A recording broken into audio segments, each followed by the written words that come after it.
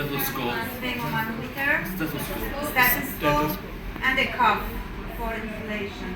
And what's this word?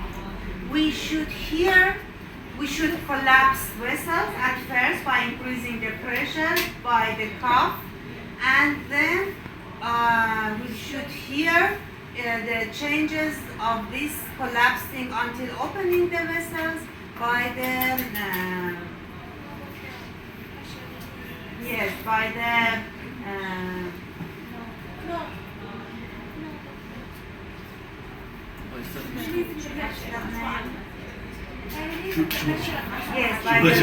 releasing the pressure. So, it's auscultatory method. We have some other methods, but this auscultatory method you can find the systole and diastole. Both of them can be here by auscultatory. But we can measure the pressure from here. Yes. From brachial. I mean from This side. side? Higher. This side. Yes, higher. And what does that mean? We collapse the brachial artery or antecubital artery by increasing the pressure inside the cuff. We put the cuff around the arm and increase the cuff's pressure until the cuff collapses the artery, related artery. Okay? When artery collapses, we cannot hear anything. Okay? We should check it by hearing. Because of that, it's named auscultatory method.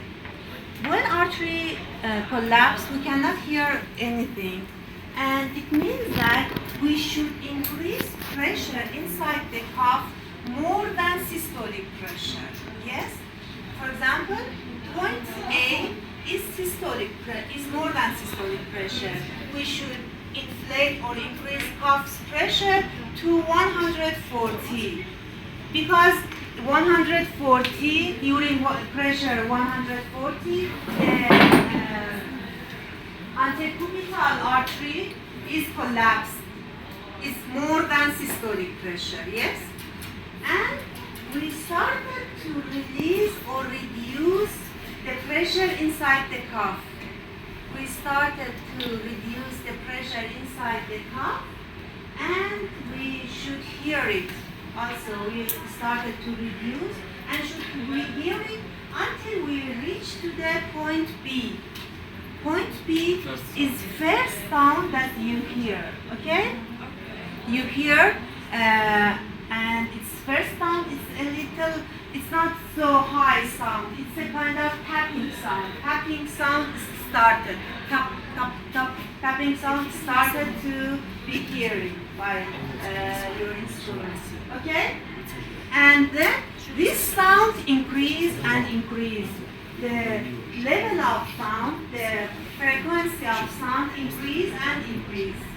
But the first sound is your systolic pressure. When you hear the first sound, you should see the manometer. It's systolic pressure. Yes? And continue to hearing. The sound frequency increase and increase and increase until you reach to the diastolic pressure, point C. Point C is diastolic pressure, and after point C, you cannot hear anything. The sound removed from this part. You cannot hear anything, and when you hear last sound, you see manometer and write this as diastolic pressure. Okay? The first sound and the last sound. Okay? Sorry? And after last sound, we cannot hear anything. In the point D, we cannot hear anything. Why we hear these sounds from B to C? Because there is turbulent blood flow. I told you, during turbulent blood flow, when we have a narrowing of vessel, such as this cuff started to narrow the vessels, and we reduce cuff pressure, and the vessel is going to be reaching to the normal position, but because the diameter of vessel is reduced, the resistance increased, the blood flow increased, and we can see higher blood pressures, blood flow, and because of that we have a turbulent blood flow, and this turbulent blood flow helps us, the sounds which produced by turbulent blood flow helps us to find the systolic and diastolic blood pressure. Yes? So this is the simplest way to find blood pressure by auscultatory method. Another method for finding blood pressure is using, in addition to digital, using only manometer and cuff, and only we put hand, yes, and only we can find the systolic pressure, not diastolic. We cannot diastolic because diastolic has no pressure. Only systolic pressure can we measure when we not use auscultator. Okay? Stethoscope, when a stethoscope is absent, we can use the hand to find systolic pressure. And these sounds named Kortkopf sounds. Kortkopf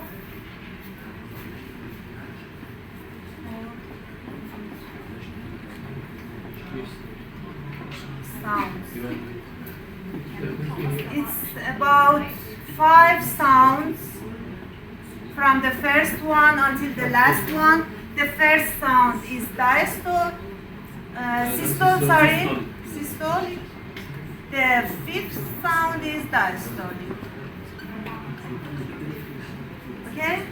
And you should do it in the practical physiology. Did you have blood pressure measurement? No. Not yet. No, we have it, but it's delayed so much. Too much? Yes, it's in. Where is your practical? When It's is in your June. practical physiology?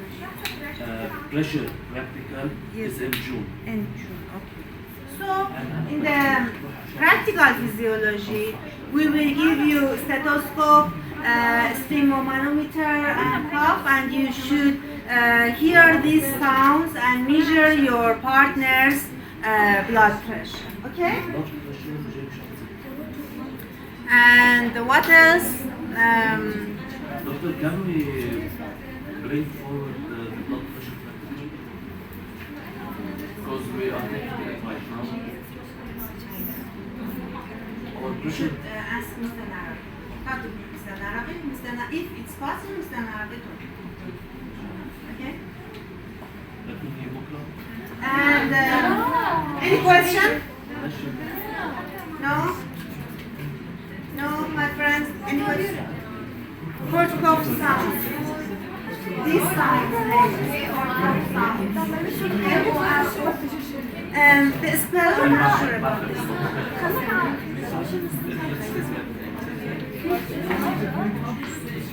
Okay, and in addition to auscultatory and using hands, nowadays we have automated oscillometric method. We have automatically measure blood pressure, as you see, or maybe you use it in your home. Yes, digital. Another name is digital. We use digital blood pressure oscillometry. In the digital, we use the digital blood pressure instrument has oscillometric inside them and oscillometric. Both of them are in digital blood pressure instruments, and you can use it. But it's not give you a digit exact like auscultatory. Okay, it's better to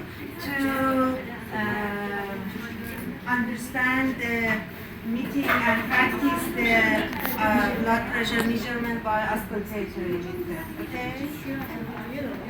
If you want to use digital blood pressure instrument, you should you should measure it 3 or 4 times and even maybe yes, me. Okay, it's better. So, any question? No. Veins.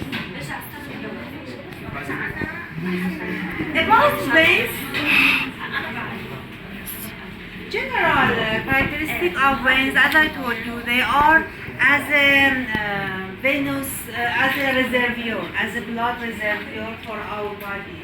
The other function of veins is passing the blood from the venous until the heart. Yes, but we have another function of the veins. It's venous pump. Can you tell me what's venous pump? Venus. Venous pump. Hmm? You have any idea what's venous pump?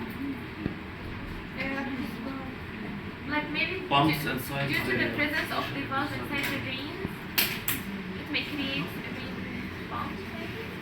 What else? I told you that venous pressure is very low. So the question is that how veins can pass blood against Earth's gravity into the heart.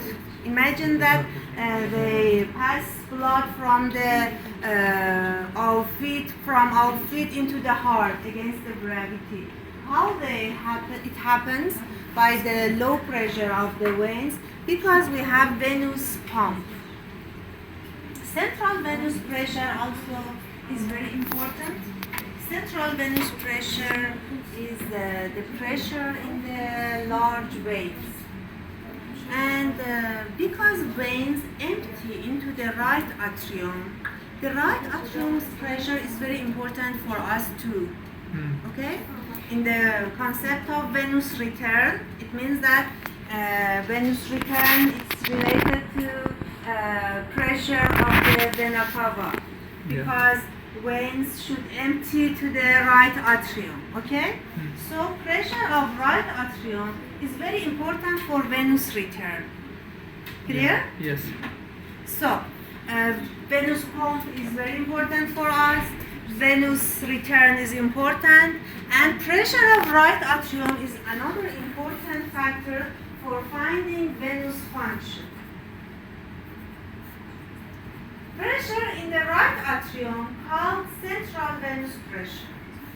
You know why we said the pressure of the right atrium is the central venous pressure. Yes?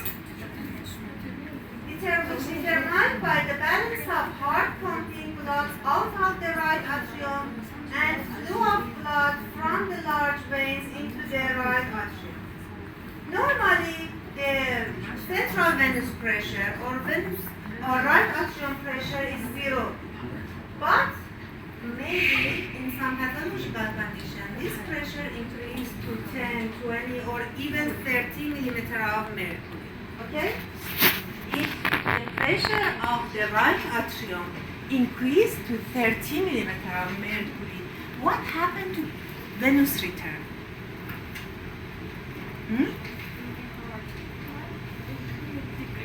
Again, I tell you that under some situation, heart's pressure increase. And imagine that the pressure of right atrium increased to 30 millimeter of mercury. Okay? What happened to venous return? Decrease. Venous return should be also Decrease. Increase. Why? Decrease. Decrease. Why? Because the ventricle can't pump all the amount the blood that have received from atrium. Yes, thank you. Because normally pressure move from the highest pressure to the lowest pressure always in physics, yes? But in this situation, when pressure of right atrium is near to 30 millimeter of mercury, the pressure of venous is very lower rather than 30. So pressure cannot go to the right atrium because the pressure slope is always from the highest pressure to the lowest pressure, yes? And because of that, in some heart related disease, such as any stroke or any kind of heart disease, the pressure of right atrium, if increased more than venous pressure, the venous return destroyed, yes, decreased, destroyed. We cannot see any venous return or venous return decrease, okay? So this is the important factor that why we should check always right atrium's pressure. Some factors increase central venous pressure, abbreviated as CVP, such as increased blood volume, increased venous tone, or peripheral pressure, or increased resistance of venous, dilation of arterioles, decreased right ventricular function, skeletal and respiratory pumps. All of them may be increased central venous pressure. It means that the pressure in the vena cava increases.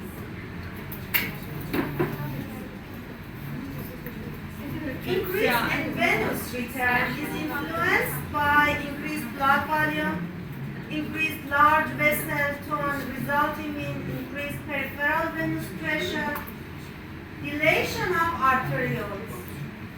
If you think about these options, you can understand this, that why venous return influenced by this are influenced by these factors. Okay? Venous resistance and peripheral venous pressure, another important factor. Until now, I guess you can understand this, that why resistance of veins is very important for peripheral venous pressure. So, Yes? Professor, if decrease the venous return, that's because of the ventricle having get stiffness? Yes, yes.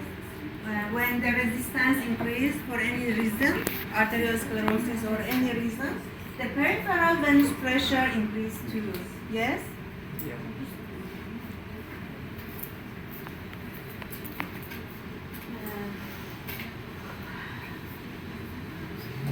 What do you think? We talked about the gravity, and in the gravity, we have different arterial and venous pressure based on the gravity.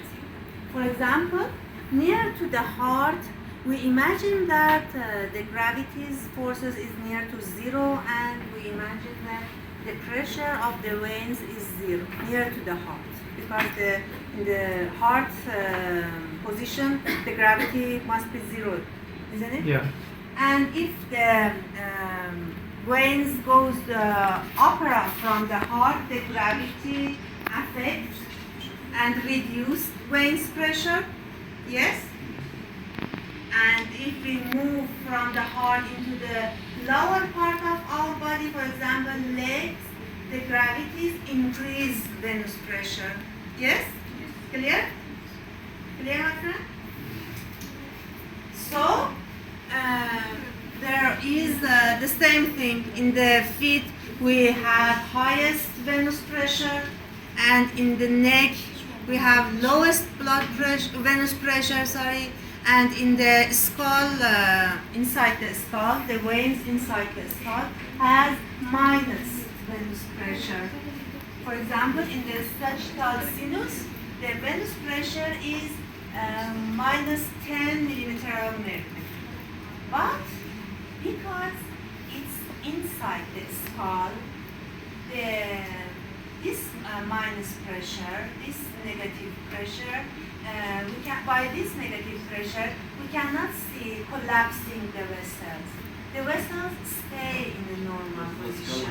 Yes, because the skull has a space, and this space keep the vessels in open position. Okay? Because the skull has a negative space too, and this negative space keep vessels inside the skull in open position. This thing also we can see in the lung. In our lung, we have negative pressure in comparison to air. We have negative pressure, but because the chest cavity has negative pressure too, the vessels in the lung stay in an open position.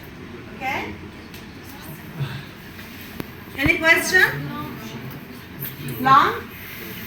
No, all is good. Okay.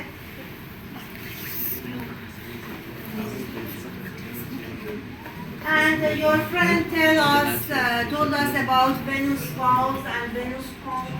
We have venous pump.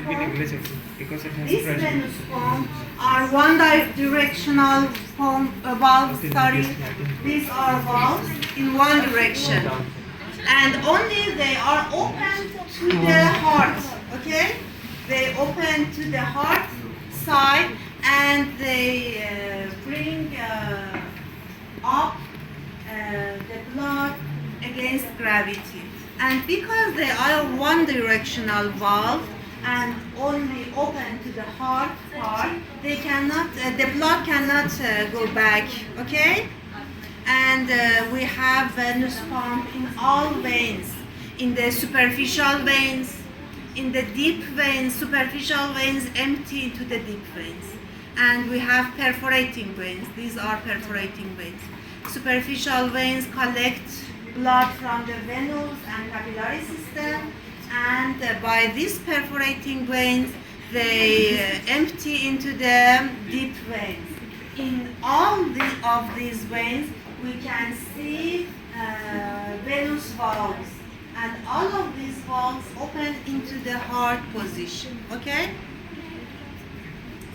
And one more thing is that during contraction of muscles, when muscles contract, the contraction of muscles push blood to the up or down. It's not important. Push blood for the any position. Okay. But when, because the vein valves open one direction, the blood always goes to up, to the against gravity, to the heart side. Okay. They are open only to the heart side, and by contraction of muscles, for example leg muscles, the blood finally push to the heart. Okay? Yes? And what? Why? Your friend asked me why this leg is like this. No, it's pathological condition. Because of the bodies.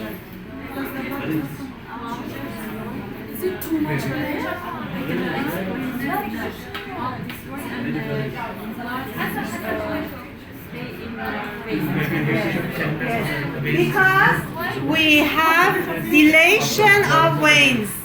Because veins dilate, this valve is in this shape. Imagine that this is the normal valve and open in this direction. The blood passes through this wall in this direction. Valves open and then close. Okay. When dilation of veins is happen for any reason, these valves separate, two sides of walls separate from each other, and they cannot close the veins, okay, because of dilation of veins. This name varicocele. Varicocele is dilation of veins. Varicocele can be seen in any part. It's under skin veins, in the testes, in all things, in all organs, we can see dilation of veins. Okay, and this is varicocele. And what's the consequence of varicocele? Blood cannot go up. Okay, blood trap. For example, in this leg, blood traps in here, and collection of blood under the skin shows this picture for us. Yes? Yes? Yes? Can the thickness of the veins also occur as it occurs for the... Basal? No, for the Veins. veins. The Veins? thickness of the veins. If the The thickness, thickness of the veins? if the veins become more thin, 10? yeah, Okay. what will be the disorder? Do we have any disorder for the thickness of the veins and thinness of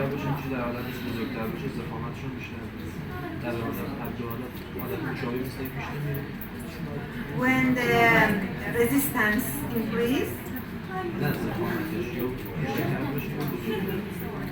what reduce? yeah, Your question not is about reduce. reduce of veins. the thickness of the wall The thickness of the wall for arteriosclerosis, such as. for the veins? Your question is that we have any pathological condition for such arteriosclerosis in the veins? Yeah. Yes, maybe. For example, do we have any example? Example for name of disease. Yeah. There is no name for this disease. All of them affect blood pressure, affect arterial pressure, affect venous return, and affect cardiac output. Okay. So,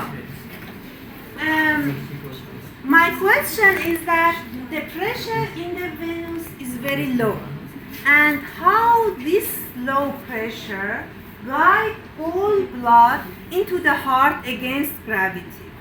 One option is this venous pump and venous valves.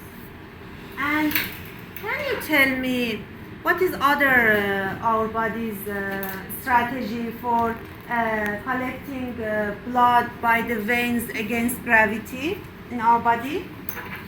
One of them is this. The other one? The low pressure. Muscular contraction. Muscle contraction is the same venous pump, okay? The pressure. We have venous pump, venous valves, and by contraction of muscles, these venous valves act as a venous pump. Yes? The pressure difference between the veins and the ventricles. Yes, the pressure difference between veins and ventricle. It means the atrium. What does it mean? It means that during diastole, heart started to the blood empty into the heart. Yes, during diastole. And in the 1/3 first of the diastole, 1/3 first of the diastole,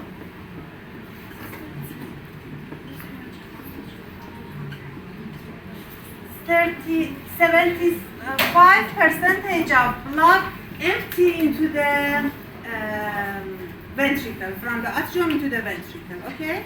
In the 1/3 first of the diastole, most of the blood empty into the ventricle, okay? Heart, in the heart. And this suddenly emptying of blood in the first of the diastole produce a negative pressure in the atrium. And this acts as a suction for vena cava. Okay? Yes? Professor, Yes? can I ask which phase is that? Which phase is? Which cardiac phase is it? Can you tell me? I can't understand. I mean, isovolumetric relaxation, isovolumetric Diastole is relaxation. diastole relaxation. Okay? Okay. One-third of diastole in the heart. Yes. In the right ventricle. Yes. Okay? Both ventricle. What is the normal pressure of the veins? Superior Which way? vena cava. Which way? Superior vena cava and inferior vena cava. 0 to 3. 0 to 3. 0, 1, 2, 3. It's very okay?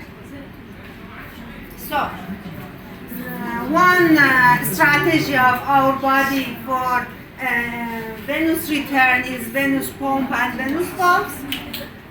Second of them is the suction of diastolic chamber because of the diastolic position. And one more thing is related to our chest cavity's pressure. What does that mean? During, please pay attention to this. During inhalation, diaphragm, do you know the position of diaphragm? Yeah. Diaphragm is a kind of parabolic Yeah, position, yes. Diaphragm contracts. Diaphragm contracts and going to be more flat, yes? Down. What happened to the chest? The volume of chest increased, and the relation between volume and pressure Is inversely. inversely. Balls. Yes, thank you. Volume increase, pressure Decrease. decrease. Yes? And on the other way, in the abdomen, the diaphragm started to be more flat. So the volume of the abdomen decrease. Yes, thank you. The volume of the abdomen decrease and the pressure increase. Imagine that the pressure in the abdomen increase, the pressure in the chest cavity decrease, and blood can pass from the abdomen into the chest cavity. Yes? Correct?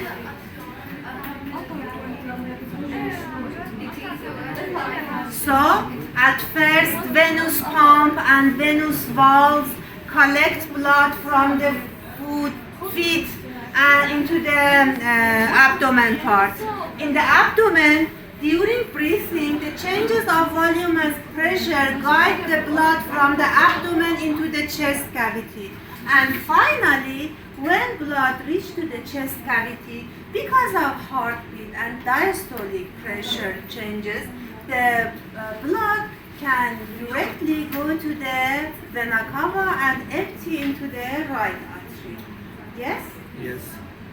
This is the strategy of our body for venous return. Yes? Any question? Repeat? Which one? The last question. Okay, I tell you that we have three factors that helps us to venous return. Okay? The first one is venous pump and venous valves. The contraction of muscles guide the blood into the up of our body until the abdomen. Okay? And in the abdomen, changes of by expression and inspiration, changes of volume and pressure helps blood to go from the abdomen into the chest cavity. Okay? Bloods are in the chest cavity now. And by heartbeat and diastolic pressure of the atrium, the blood go easily to the diastole. Yes? To the atrium. Yes? Thank you. Okay, so the last one, please be patient. The veins are blood reservoir, and veins, in addition to veins, spleen, liver, abdominal veins, venous plexus, all of them may be our blood reservoir. So, next session we will talk about